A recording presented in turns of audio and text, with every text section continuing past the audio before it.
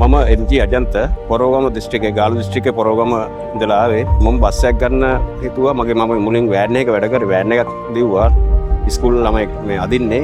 මම මේ ඉඩකඩ මදි නිසා ඩීමෝ ආයතනයෙන් මේ බස් එකක් ගන්න මං හිතුවා. මට කොහොම මාස දෙකක් වගේ ඇතුළත කොහොම හරි බස් එකක් ගෙන්නලා දෙන්නම් කියලා පොරොන්දු වුණා.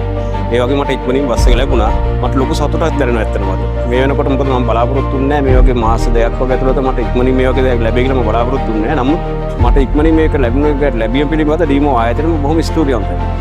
මම කවිෂ්ක ගිම්හන් අත්තනායක අපි ස්කූල් සර්විස් එකක් තමයි කරන්නේ. ඒකට තමයි දැන් අපි අලුතින් බස් එකක් ගත්තේ. අපි ඇත්තටම මුලින් හිතන් හිටියේ සෙකන්ඩ් හෑන්ඩ් බස් එකක් ගන්න. සෙකන්ඩ් හෑන්ඩ් බස් එකකට වඩා තියෙන ප්‍රයිස් එකත් එක්ක අලුත් බ්‍රෑන්ඩ් නිව් බස් එකක් ගන්න එක හොඳයි කියලා හිතුණා. ඇත්තටම හොඳ ආරක්ෂාවක් තියෙනවා. දැන් පිටිපස්සේ ෂීට් වලට පවා ෂීට් බෙල්ට් ඇවිල්ලා තියෙනවා. ඒකෙන් ළමයින්ගේ ආරක්ෂාවට ගොඩක් පහසුයි. ඒ වගේම කම්ෆර්ටබල් එක අතින් උසස් මට්ටමේ තියෙනවා. මේ වගේ අලුත් අවුරුද්දක් පටන් ගන්න දවසක මේ වගේ අලුත් වාහනයක් ගන්න ලැබිච්ච එක ඉතින් ඇත්තටම සතුටුයි. ගොඩක් සතුටුයි.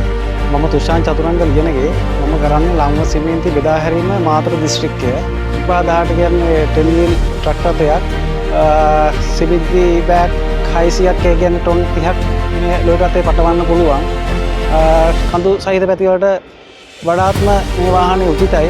කාට වාහන තව ගන්න මගේ ව්‍යාපාරයට ඔබ ආයතනත් එක්ක සම්බන්ධ වෙන්න මම දීර්ඝ කාලීනව බලාපොරොත්තු වෙනවා.